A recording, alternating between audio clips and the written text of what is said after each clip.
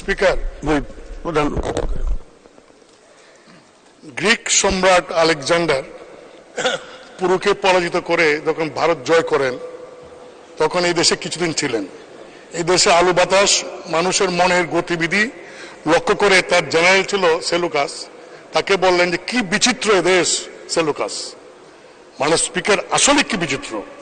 আজকে প্রথম আলো সম্পাদকীয়তে আছে আমাদের একজন পুলিশ অফিসার, সরকারি কর্মচারী, 2010 সালের 11 অক্টোবর হাতে লেখা সবুজ পাসপোর্ট নবায়ন করতে যান, যেটা নাকি সাধারণ পাবলিকের জন্য। সরকারি কর্মচারীদের জন্য কিন্তু নীল পাসপোর্ট, এবং তিনি সেটা নবায়ন করেন। স্পিকার, তিনি যখন ডিজি র্যাব তখনও সেই সবুজ পাসপোর্ট, এবং সেইখানে কি লেখা, পেশা হিসাবে private service. Speaker, DG RAB একজন এডিশনাল আইজি, তার পাসপোর্টে লেখা প্রাইভেট সার্ভিস। কি আশ্চর্য, এটা আমরা কেউ খেয়াল করলাম না। স্পিকার, শুধু তাই নয়, আইজি, তিনি আইজি থাকা অবস্থায় তার সেই সবুজ পাসপোর্ট, এবং তিনি বিভিন্ন সময় দেশে গেছেন, বিদেশে সবুজ পাসপোর্ট দিয়ে। ইমিগ্রেশনে এন্ট্রি আছে সবুজ পাসপোর্টের, প্রাইভেট সার্ভিস। কি সর্বনাশের কথা। স্পিকার, সারা দেশে একটা বিষয় আমরা জানি, এই আওয়ামী লীগ সরকার একজন প্রতিমন্ত্রী ছিলেন, তার রেড পাসপোর্ট ছিল এবং সবুজ পাসপোর্ট ছিল।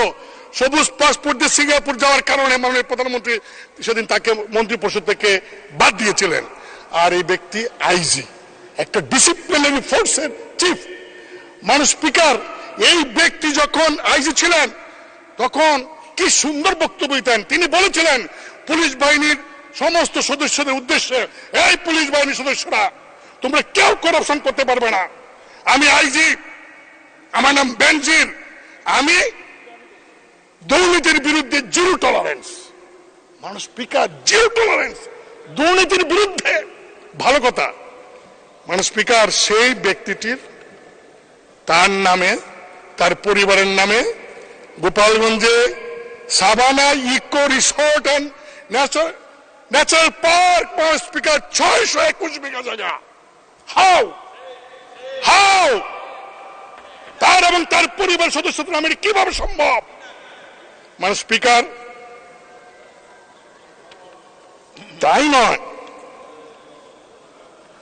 তিনি যখন ডিজি র্যাব, মহানগরের ডিএমপি কমিশনার এবং আইজি, এই সময়ের মধ্যে তিনি কিন্তু এই সম্পত্তির মালিক হয়েছেন। রিটায়ারমেন্টের পরে গিয়ে যে তার পৈতৃক ব্যবসা থাকে, মালিক হন, আফসোস ছিল না, কিন্তু ওই চাকরি করে কালীন তিনি এই সম্পত্তির মালিক হয়েছেন। স্পিকার, কি সম্পত্তি, আমার একটু সময় লাগবে, আমি কারণ এগুলি বলছি এই কারণে। স্পিকার, যে সারা দেশে এই ব্যক্তির কারণে ক্ষমতাসীন দলের এত কাজ করার পরেও আজকে প্রশ্নের মুখে এসে দাঁড়িয়েছে। 2015 থেকে 2020 সাল পর্যন্ত তিনি ডিজি এবং ডিএমপি কমিশন থাকা অবস্থায় যে জমিগুলি কিনেছেন, সেই জমিগুলি বেশিরভাগ হিন্দু সম্প্রদায়ের, এবং তারা অনেকে সাক্ষী দিয়ে দিচ্ছেন এখন সাংবাদিকদের কাছে, কায়দা কৌশলে পুলিশদের ভয় দেখিয়ে সেই সমস্ত সম্পত্তি তিনি ক্রয় করেছেন। স্পিকার, রাজধানীর গুলশানে একদিনে বিলাসবহুল 4টা ফ্ল্যাট, এক হালি ফ্ল্যাট তিনি একদিনে কিনে ফেললেন। কি আশ্চর্য। স্পিকার, উত্তরায় এবং বাড্ডায় 2টা বাড়ি। বাওয়াল রিসোর্ট, যে রিসোর্টে অভিযোগ প্রায় 30-40 বিঘা জায়গা বনের, এবং সেই বন বিভাগ থেকে এখন বলা হচ্ছে তাদের জায়গা দখল করে বাওয়াল রিসোর্ট করা হয়েছে। সেটারও আমরা জানতে পারলাম 25% শেয়ারের মালিক তিনি। স্পিকার, একটি শিশুর বিন্দু steel industries limited, ST Peter's school of London limited 19টি কোম্পানির শেয়ার, 30 লাখ টাকার সঞ্চয়পত্র, 33টি ব্যাংক হিসাব। মানে স্পিকার, শুধু তাই নয়,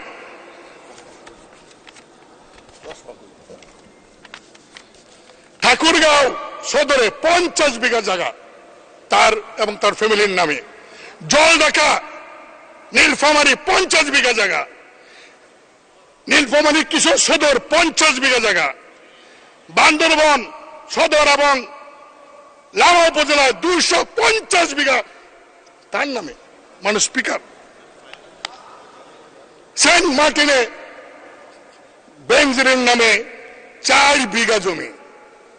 মানে স্পিকার, ইন্দ্রাণী বিচে কক্সবাজার 2 বিঘা 3 মেয়ের নামে। রাজৌরি উপজেলায় জিসান মির্জার নামে তার স্ত্রীর 273 বিঘা জমি। গাজীপুরে 200 বিঘা জমি। মানে স্পিকার, কয়েকদিন আগে তিনি চলে গেলেন।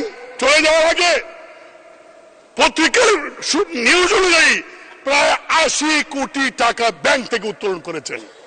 মানে স্পিকার, আমি একটু বলতে চাই, আমাদের মাননীয় স্বরাষ্ট্রমন্ত্রীর মধ্যে খুব ভদ্র মানুষ, অত্যন্ত ভালো মানুষ, খুবই ভালো মানুষ। তিনি বলেছেন সাংবাদিকদেরকে যে এই যে বেনজির তার পরিবার সহ বিদেশে গেলেন তিনি জানেন না। মানে স্পিকার, খুব কষ্ট পেলাম। তিনি জানবেন না কেন? হ্যাঁ, যেতে পারে, যেহেতু বেনজির সাহেবের কোনো নিষেধাজ্ঞা নাই, যেতে পারেন। জানবেন না কেন? কারণ তিনি তো এয়ারপোর্টে ইমিগ্রেশন হয়ে গেছেন। ইমিগ্রেশনে তো কোনো ভিআইপি, আর তখন সারা দেশে আলোচিত বেনজির, তিনি ইমিগ্রেশন দিয়ে গেছেন, আর ইমিগ্রেশন ডিপার্টমেন্ট তার মন্ত্রণালয়কে জানায় নাই, সরকারকে জানায় নাই। যদি না জেনে থাকে তাহলে ইমিগ্রেশনের সমস্ত কনসার্ন কর্মচারীকে সাসপেন্ড করা উচিত। মানে স্পিকার, অনেকে বলছেন সরকারের লোকেরা যে ওই তার বিরুদ্ধে তো ওয়ারেন্ট নাই।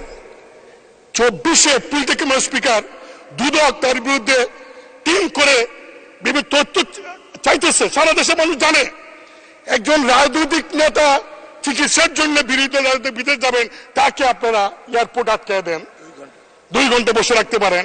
আর এরকম একজন ভিআইপি যিনি সারা বাংলাদেশে মানে কিনার কোনো বাকি রাখেন নাই, তিনি চলে যাবেন দেশের বাইরে, আর সরকার জানবে না, হতে পারে না। মানে স্পিকার, বাংলাদেশ ব্যাংক এবং ব্যাংকগুলি এই টাকা উত্তোলন করলো, একটা চেক দিয়ে পাঠাইলে ব্যাংকে 10 লাখ 20 লাখ টাকার 4 দিনের নোটিশ থাকে। 70-80 কোটি টাকা তিনি কিভাবে উত্তোলন করলেন আমি জানি না। মানে স্পিকার, সরকার এত বাহিনী, সরকার এত এজেন্সি আছে, তারা কি খবর রাখেন? তারা কেন সরকারকে এইগুলি জানান না? মানে স্পিকার, 2 টন গম যদি বিক্রি করে ইউনিয়নের মেম্বার, তার বিরুদ্ধে মামলা হয়ে যায়। একজন এমপি এলাকায় কাবিকার কাকে কি দিল সেটা পত্রিকা ফলাও হয়ে যায়, হ্যাঁ, মামলা হয়। আর কৃষকের 50,000 লোনের জন্য অ্যারেস্ট করা হয়। আর মানে স্পিকার, এই লোকটি মানে এরকম অবস্থা, এত কোটি কোটি টাকা, এত সম্পত্তি কিভাবে সম্ভব হলো? কেন সরকার দেখলেন না?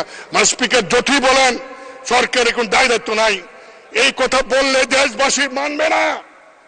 কারণ এই ব্যক্তি তো এই সরকারের আমলে প্রমোশন পেয়েছে, পোস্টিং পেয়েছে, এবং এই সরকার আমলে চাকরি থাকা অবস্থায় এই সমস্ত সম্পত্তি সে ক্রয় করেছে এবং দুর্নীতি করেছে। আর সে বলে দুর্নীতির বিরুদ্ধে জিরো টলারেন্স।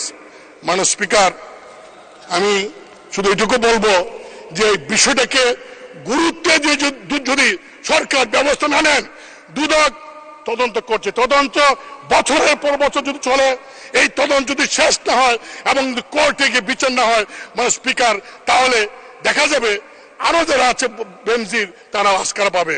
এবং মানে স্পিকার, আমি আপনার মাধ্যমে দাবি করব, যত সরকারি আমলা আছে, এই এমপি যারা আছে, যারা পলিটিক্যাল পার্টির নেতারা আছে, তাদের সবার হিসাব আপনি নেন। সরকার সবার হিসাব হোক, আমি আমার হিসাবে 1 ঘন্টার মধ্যে দিব। আমার কি আছে? আমাদের কি আছে মাননীয় স্পিকার, এই যে বিভিন্ন এলাকায় বাড়ি হচ্ছে, গাড়ি হচ্ছে, লেটেস্ট মডেলের গাড়ি, আমরা টাকা পাই না বাজেটে, আমরা ইনকাম ট্যাক্স ধরতে পারি না, অথচ এই রিসোর্ট, এই যে লাক্সারিয়াস লাইফ লিড করে এক একজন বাড়ির মধ্যে বিদেশি ফিটিংস লাগায়, এগুলি কেন অর্থ মন্ত্রণালয় দেখেন না, দেখে এই ট্যাক্সের ব্যবস্থা করেন না? তাহলে টাকার অভাব হয় না। মাননীয় স্পিকার, আমি শেষে একটা কথা বলে শেষ করব। আজকে এই একজন সরকারি কর্মচারীর এত বড় দুর্নীতি কারণে এইটাই প্রমাণ হয়েছে যে সব সম্ভবের দেশ বাংলাদেশ। ধন্যবাদ মাননীয় স্পিকার। ধন্যবাদ মাননীয় সদস্য, আপনাকে অসংখ্য ধন্যবাদ। মাননীয় সংসদ সদস্য জনাব আব্দুল লতিফ সিদ্দিকী, টাঙ্গাইল ৪, আপনি পয়েন্ট অফ অর্ডার বলবেন।